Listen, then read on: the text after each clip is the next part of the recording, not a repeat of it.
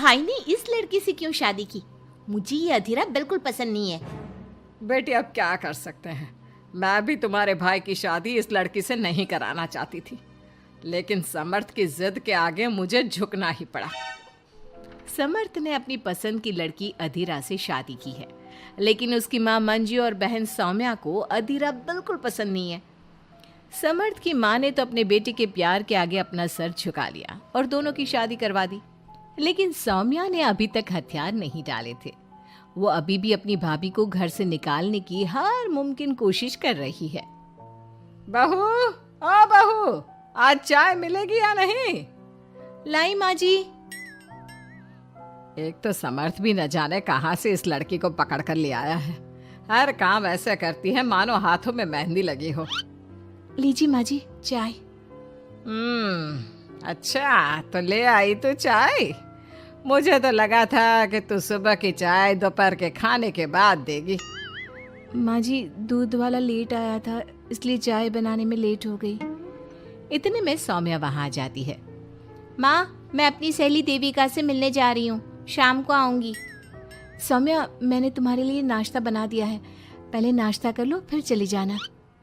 मुझे आपके हाथ का बेस्वाद खाना नहीं खाना। मेरी सहेली देविका बहुत अच्छा खाना बनाती है, मैं उसके यहाँ खा लूंगी। ओके माँ, बाय, मैं चलती हूँ। सौम्या के जाने के बाद मंजू अपनी बहू पर चिल्लाते हुए कहती है, बहू तूने इतनी बुरी चाय बनाई है, इससे अच्छा तो तू जहर पिला देती, कम से कम वो मीठा तो होता। अगर मेरे बस में होता तो चाय की जगह जहर ही दे देती। कुछ कहा तूने? अब नहीं माँ जी, मैं दूसरी चाय बना देती हूँ। रहने दे, मैं जा रही हूँ अपनी बहन के घर, तो घर का सारा काम करके रखना, शाम तक आ जाऊंगी। और हाँ, रात के खाने में कुछ अच्छा बना लेना। मंजू अधीरा पर हुक्म चलाकर चली जाती है। अधीरा बड़बड़ाती हुई किचन में जा रही होती है कि तभी समर्थ वहां आ जाता है। अधीरा नाश्ता लाओ जल्दी से, ऑफिस के लिए देर हो रही है। क्या करोगे नाश्ता करके? किसी को भी मेरे हाथ से बना खाना पसंद नहीं आता, आप भी बाहर ही कर लेना नाश्ता। लगता है माँ और सौम्या ने फिर तुमसे कुछ कहा है, तभी तुम्हारा मूड इतना खराब है। तुम माँ और सौम्या की बातों का बुरा मत माना करो। मैंने माँ के खिलाफ जाकर शादी की है ना, इसलिए वो तुमसे कुछ उखड़ी उखड़ी रहती है। लेकिन मुझे पता है, जिस तरह तुमने मेरा दिल जीत लिया, उसी तरह तुम माँ और सौम्या का दिल भी जीत लोगी। बातें बनाना कोई आपसे सीखे। अब आपको ऑफिस के लिए देर नहीं हो रही?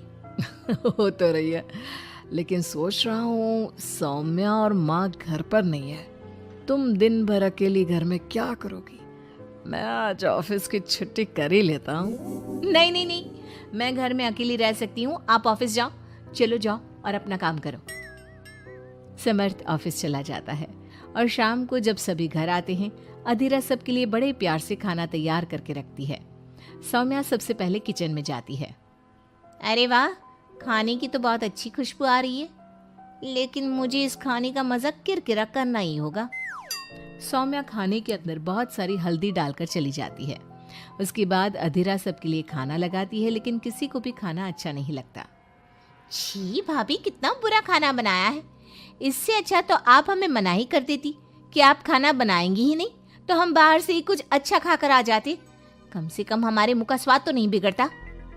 बहू, तूने हम सबको सुबह बिना खाना खाए निकाल दिया, और अब भी हमें बिना खाना खाए सोना पड़ेगा। क्या करती हो अधीरा? तुम्हें खाना बनाना भी नहीं आता क्या? दिमाग खराब कर दिया। समर्थ गुस्से में वहां से चला जाता है। उसके पीछे पीछे सौम्या भी जाती है। भैया, हमने आपसे कितना मना किया था कि इस लड़की से शादी मत करो मत करो, लेकिन आपने हमारी एक नहीं सुनी।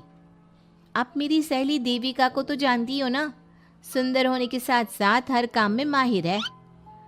सौम्या देखो, मैं वैसे ही परेशान हूँ, तुम मुझे और परेशान मत करो, जाओ यहाँ से।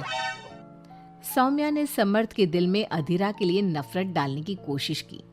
अगली सुबह अधीरा जल्दी सोकर उठी और सबके लिए नाश्ता बना लिया, लेकिन समर्थ बिना कुछ खाए ही ऑफिस के लिए निकल गया। सौम्या भी ये सब नोटिस कर रही थी। उसने देविका को घर पर बुला लिया। देविका, आज भैया बहुत गुस्से में है। आज तुम ऐसा खाना बनाओ कि भैया उस अधीरा की तारीफ करना भूल जाए। सौम्या, तुम ये सब क्या कर रही हो? तुम्हारा भाई शादीशुदा है वो कभी मुझसे शादी करने के लिए तैयार नहीं होगा। लेकिन तुम तो भाई से पहले से ही प्यार करती थी ना। हाँ करती थी, लेकिन ये उन दिनों की बात है ना। चुप रहो तुम। अगर तुम्हें भैया को पाना है तो तुम्हें वही करना होगा जो मैं कहूंगी। सौम्या ने जैसा जैसा कहा देविका ने वैसा ही किया। देविका ने बहुत ही स्वादिष्ट खाना बनाया। शाम को सभी लोग इकट्ठा हुए और सबने एक साथ मिलकर खाना खाया। इतना मजेदार खाना खाकर सबने देविका की खूब तारीफ की। समर्थ ने अपनी पत्नी को ताना देते हुए कहा, अधीरा, देविका ने कितना अच्छा खाना बनाया है। तुम्हें देविका से खाना बनाना सीखना चाहिए। अब तो ये रोज की बात हो गई। सौम्या हर बार देविका को अपने घर बुलाती और किसी न किसी बात पर अधीरा को शर्मिंदा करती। सौम्या अपने भाई की बात देविका से कराने लगी। अब समर्थ भी देविका से प्यार करने लगा। सौम्या ने अपने भाई से कहा, भैया आपको देविका पसंद है ना? अरे तुम ये क्यों पूछ रही हो? क्योंकि मैं चाहती हूँ कि आप देविका से शादी कर लो। अरे सौम्या, ये मुमकिन नहीं है, क्योंकि देविका मुझसे शादी करने के लिए कभी तैयार नहीं होगी और अधीरा भी इस रिश्ते से खुश नहीं होगी। आप देविका की चिंता मत करो, उससे मैं बात कर लूंगी। आप बस अधीरा भाभी को समझा दो। सौम्या की बात सुनकर समर्थ अधीरा के पास जाता है। वो उससे अपनी और देविका की शादी की बात करता है। अधीरा, मैं देविका से शादी करना चाहता हूँ। क्या? आप शादी करोगे? लेकिन क्यों? क्योंकि मैं उससे प्यार करता हूँ। प्यार तो आप मुझसे भी करते थे। कल कोई और लड़की पसंद आ जाएगी तो तीसरी शादी कर लोगे?